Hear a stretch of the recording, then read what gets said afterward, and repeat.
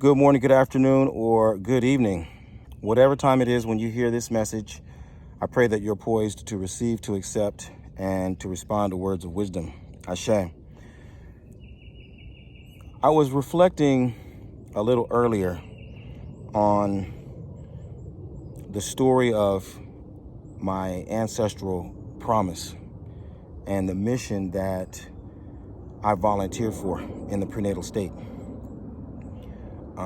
My grandfather, my maternal grandfather, was born in 1881, or something like that.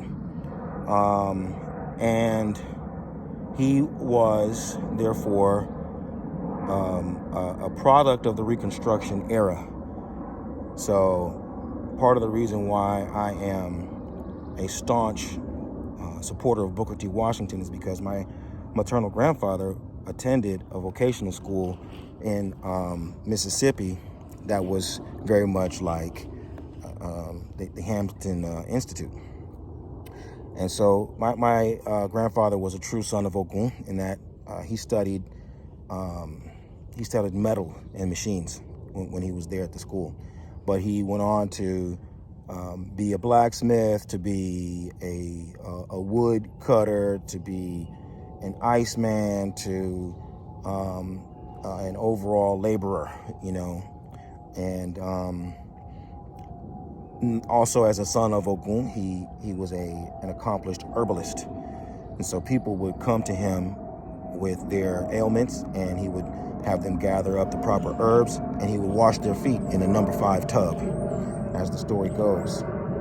Also, as a son of Ogun, my grandfather was an advocate. He was a leader, and so when he was out with the other men, and someone wasn't being paid fairly or someone was being mistreated, then they would go to my grandfather and they would appeal to him. He would gather the facts, do what needed to be done, and then he would take the case to the white man, because that was the person who was in charge. We're talking about St. Louis, East St. Louis in particular, and he would advocate on behalf of the other brothers in his community, and he was respected on both sides.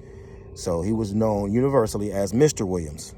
While everyone else was called Boy or Bucky or Sambo or whatever derogatory name that the white man was calling us, they referred to my grandfather as Mr. Williams.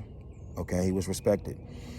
And he used his position and his influence to advocate for his community, which is why my older cousin once told me, he says, "Oh yeah, your grandfather was known as the constable of the Ville."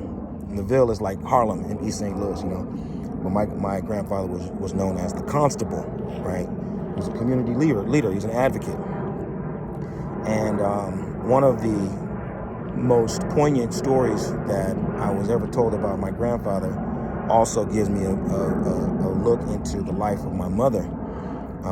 Because when she was maybe 7 years old, 8 years old, my grandfather would work, right? And she was in his care, and he would take her to the bar, and he would have her sit down in a chair or on a stool, and have her read to all the men who were there.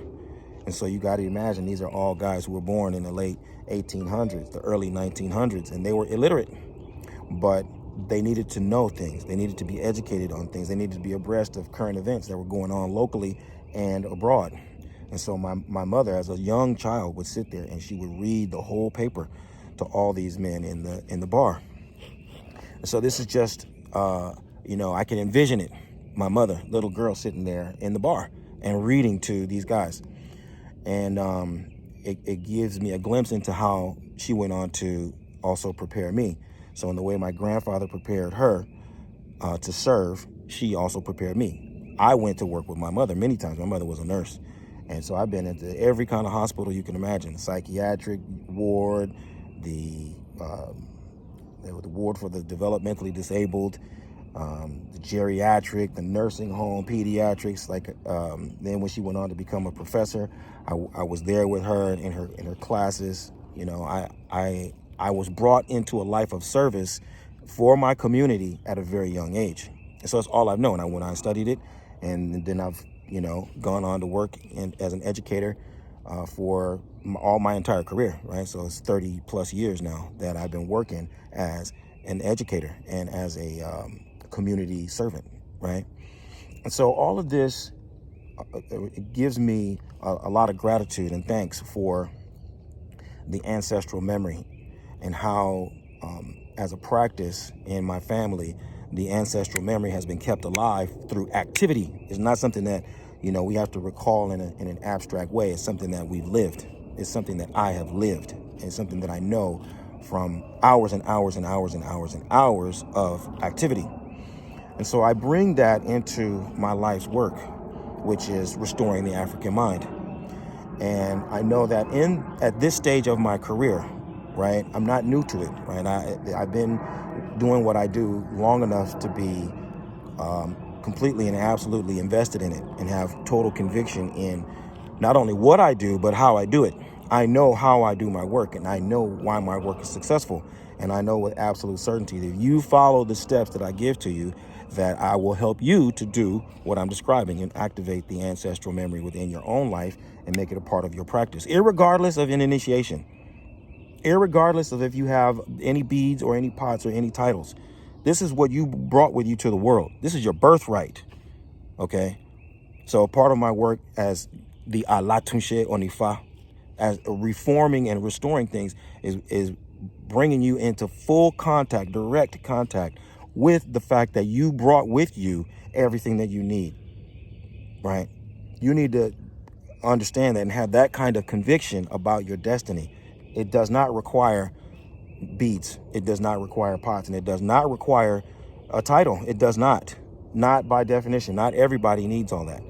Some people need that, not everybody, right? But you need the methodology to be able to tap into what it is that you actually came here to do and what are the real tools and the real skills associated with mastering those tools so that you can make the most meaningful contribution to the people who matter most.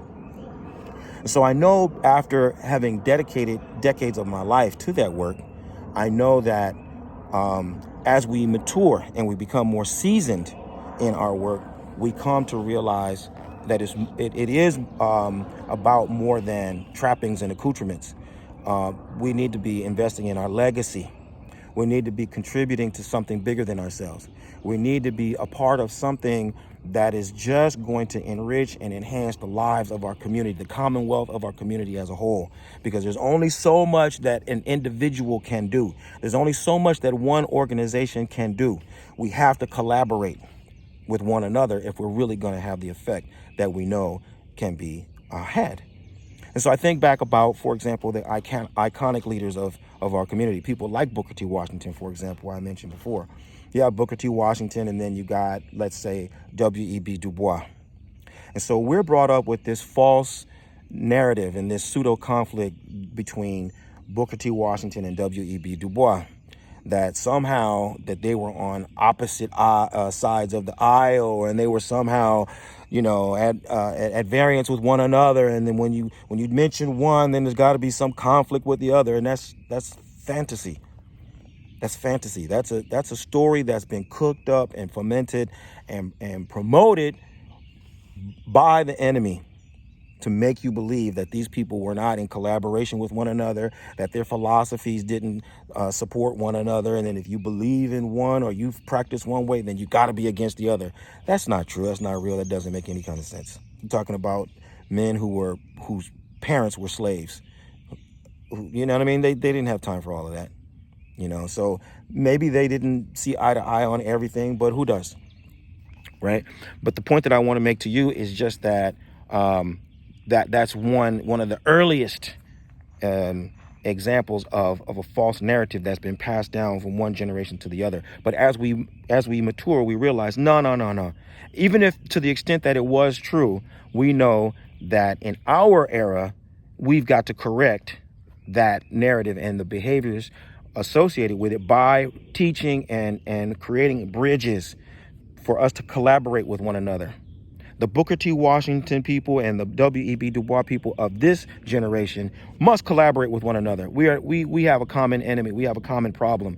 We have a shared vision. Let's get aligned so that you can do what you do from your side, I do what I do from my side, and we are actively working toward a shared vision, right?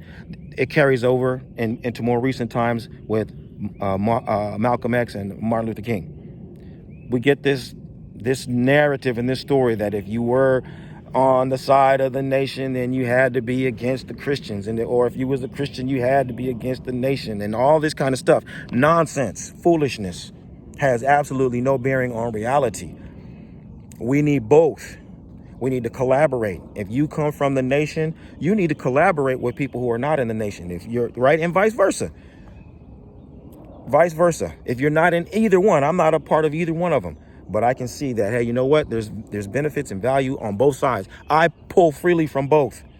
I accept the wisdom and the practicality of what everyone has to offer, so long as it promotes us being more in control of our destiny collectively as a group. And so this is a sign of maturity. This is growth. We understand that everyone has their place. Everyone has their role. Let people do what they do. Just be clear about what our desired outcome is. And so I'm thankful, again, that my ancestors have kept the ancestral memory alive in my mind and in my lived experience. And I know that I'm not alone in that experience. And so I'm making an appeal, not only to the leaders, but to the supporters. Because Ifa tells us there are three categories of people. You got the doers, you got the supporters, and you got the bystanders. And they are here to do three things in the world: to do good, to do evil, and to do neither good nor evil. And so I am on the side of those who are doing good. My life's work is helping to bring about the good condition. And so I'm appealing to the leaders who are also helping to bring about the good condition in their various sectors. I'm appealing to the supporters who understand, hey, you know what? This is my lane, but I support what's going over in that lane. I can't get over there and do that with you, but I can support you. I'm looking for the supporters who understand the value of what I'm doing, who understand the importance of what I'm doing to our legacy. Those who want to be a part of something that's going to have a long-lasting positive impact on our community. I'm appealing to you. If you are ready to help bring about the good condition, if you're ready to improve the world through positive influence, I want you to find out how Obafemi Origunwa and the Orisha Lifestyle Academy can help you take your practice, your life, to the next level, to the highest level, to the deepest level. Visit me at obafemio.com or orishalifestyle.com, and let's start working together to help bring about the good condition for ourselves and those who we're destined to serve. Ashe.